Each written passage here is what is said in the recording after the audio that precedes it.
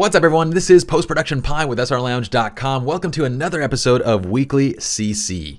This is where we take your photos and we bash and trash and take them all and rip them up. And I'm just kidding. This is a constructive critique where we're actually going to mention your photos and we're going to talk constructively about how we can take good photos and make them even better. So to participate in constructive critique, please go to SLRLounge.com. As you see here, click on the forums. It's going to take you right over to this forums page. You're going to go down to constructive critique and then click there. It takes you right here, and feel free to please read the sticky before participating. That way we have everybody playing nicely, and then submit to your heart's content. And be sure, we got a lot of people on there that kind of wish their stuff would get critiqued more. What I would say is be sure to critique other people's stuff, and you'll find that once people get to know you, they will help critique back. So it's a give and receive, or a give and take atmosphere here. All right, let's get started. Today's episode is kind of focused more on portraits. So we're going to be going through a bunch of different portraits, and let's start from the top. We have this image right here with Wing C008, and this is from a Nikon D300S at 85 millimeters at 5.6, 1/250th of a second at ISO 800, shooting natural light. Now, right from the top, I would say that this is a great little portrait here. Let's scroll down so we see the entire thing. And I really dig the portrait. I think there's a few things that can be improved, but I like the composition. I like the placement of the subject, using that natural light as a hair light. Looks like it's coming from the sun, most likely. We have a good kind of blurred out background, which gives us a lot of attention on our subject. And really, there's not a lot of background in the shot anyway, because it's fairly tightly cropped. So I'm digging all of that. What I think could be better in this shot is the use of, say, some sort of fill light. Now, you can fill from, a flash, you can fill from whatever you like. Generally, I prefer to fill from, say, a reflector. So in this kind of situation, what we have here is we have a little bit of shadows underneath the eyes. We have shadows kind of underneath these smile lines. And we don't have that nice, even lighting over the skin that would make for a more flattering portrait. So by bringing a reflector up to that kind of hip height, you can get really nice natural light results just with a bit of modification there. You'll notice that once you do that, you don't even need to make any adjustments to the eyes. It'll improve the catch light, brighten everything up, and it's going to look that much more flattering. Using a reflector is something we talk about extensively in the Natural Light Workshop on DVD. So if you guys want to learn more about that, then be sure to check that out in the SLR Lounge store. But great shot otherwise. I think it's a really nice expression. I think it's a great job in producing. It looks very nice, very natural, and so forth. I would say one other tiny thing is just I'm kind of a real stickler when it comes to details. And the fact that this earring is a little bit swaying right there. I don't know if she's moving around with this or if this was a still shot, but I would probably be like, oh, just pull down the other earring so it's nice and straight. But that's a very small thing. All right, so great job. Thanks for the submission. Let's go to the next image here. We have this from Coffee Man. This is a little portrait of his or her niece on her 1-year birthday. This is a great shot here, and what I would say is that I love these types of candid images, okay? These are great things. They're great for, your personal kind of portfolio of family images and so forth. I generally, from a post-production standpoint, I'd like to kind of see it brightened up a little bit. But what gets tough is these hard highlights. So if you're shooting these types of shots that are just in the moment and you really can't do anything about it, then that's fine. But if you do have the option, then bring the subject into a place that's shaded or where the backlight isn't quite as harsh. Because what you'd like to do, or what I would like to do with this image, is brighten up the skin tones by about 1 to 1.5 stops just to get a really nice bright look. The problem is if we did that with this shot, we're going to get very much blown out highlights in the shot, and it's going to kind of detract from the overall look because we're going to get too big of a difference between those shadows and those highlights. Otherwise though, I love the capture. It's a great shot. I don't have any information on how it was shot, so be sure to submit all your EXIF data too so we can kind of look at the settings and make sure everything's all honky-dory there. But great job, Coffee Man. Thanks for the submission. Let's go on to our Mysterious Guitarist by Lucius. All right, once again, we don't have any EXIF data on how this was shot, but this is a great shot. I'm digging it. And I think what really works for this shot is we have great leading lines from these lights and these lasers that are coming in right on the guitarist. The photographer, Lucius, you chose a great angle on this where we kind of have this backlighting, but with a little bit of kind of this rim light that gives us a little bit of detail in the subject's profile.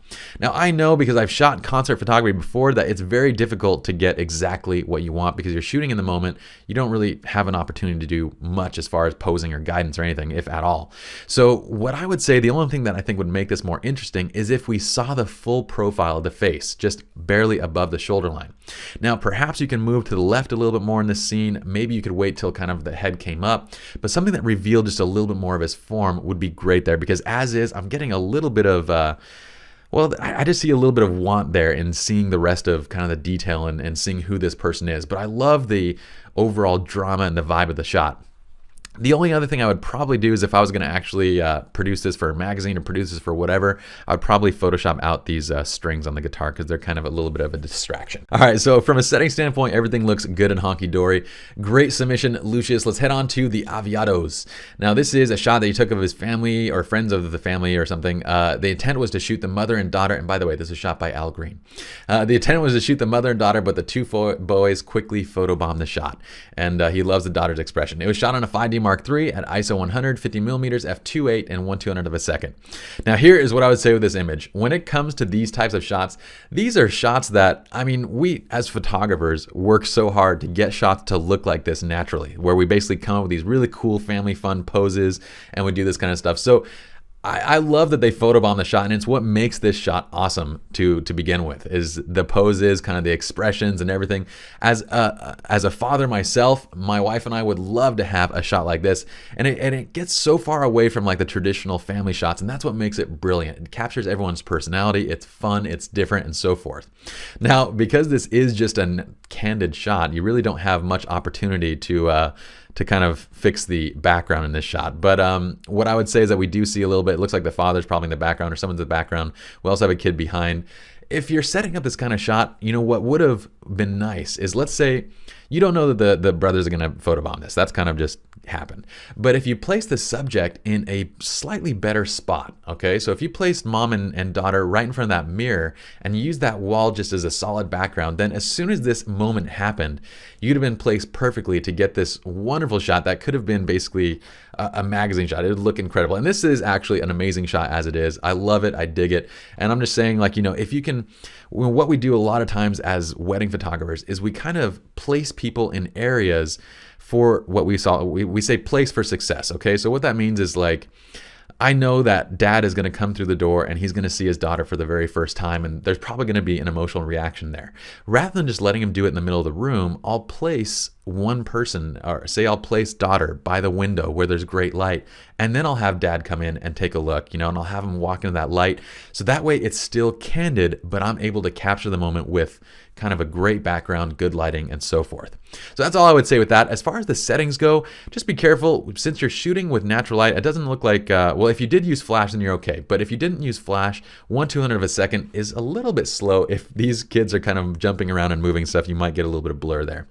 Great shot otherwise. I dig it. The post-production is pretty awesome. I would say one other thing is just watch the skin tone colors a little bit. It looks on my screen like it might be a tiny bit oversaturated just on the skin tones. But other than that, it's great. All right. Thank you so much, Al Green, for that submission. Let's go to the next one. This is Slow Down by Miller Joe 1. All right, so I dig this shot. This is a self-portrait, and let's see if we have, I don't think there's any information on how it was shot, but basically to take this kind of self-portrait, you're setting the camera up on a tripod, you're doing multiple exposures, and he's basically just running through the frame, standing still in certain spots, and the whole concept is kind of showing how his life is so hectic and fast-paced, and I think it does a great job of that. Now, there's two things I would do to improve this. Well, actually, probably only one main thing I would do to improve it, is that I would go into this with a little bit better of an idea of what you want compositionally from it. And what I would say to do is to pull yourself up into the front of the frame so we have a nice straight up shot of you, and then to have an idea of like what you want to do in all the left and right sides and kind of balance out the image with different kinds of motions and actions and so forth from left to right. I think the concept is great. I think your execution is good. And I think with a little bit of pre-planning, it could be even better, but it's an awesome shot at that. And by the way, once you finish, you shoot all these different shots as on a tripod with the background holding perfectly still, take it into Photoshop, and then you just mask out and kind of add yourself to each portion of the frame. I do see a little bit of kind of masking stuff over here where you can kind of be a little bit more careful on that. But again, depending on the size that you're rendering this out to, it's going to determine how much time and work you want to put into it. So great job. Let's go on to the next image here. This is Simple Portrait, and I actually loaded this up. Once again, please only submit one image per thread, simply because you know, we want to focus that critique on that specific image and not have multiple ones. So I'm only going to critique one of these images, and that's this first one that was submitted. It has a shutter speed of 1/1250 of a second, ISO 100, aperture 1.8, and on a 50mm lens. And let's take a look at, this was on a 600D, by the way. Okay, so here's the shot from Till Peterson, and what I would say is the exact same thing as we did in that first one. is you have a little bit of hard shadows. We have great overall lighting because you've placed the subject in the shade. It looks nice, it looks beautiful. And because you're shooting with such a low aperture, we have a very shallow depth of field, so the background distraction isn't too noticeable there. But again, what could be really benefiting this image is that reflector fill light, just to fill in these shadows, give a little bit more soft light to this image. And I think that would help out greatly. Otherwise though, I think it's a great job in producing it. I think it's really nice otherwise. And that's just my little tip as far as that goes. All right, let's head on to our next image. This is our weekly winner, and we're getting this back into the groove. We're gonna do our weekly winners. So to Lucius, you win a $25 gift certificate from SLR Lounge. Shoot us an email to get that gift certificate. And everybody else, the reason why we're selecting this image this week is because, well, I dig it, okay? This is not a traditional composition, and I love negative space.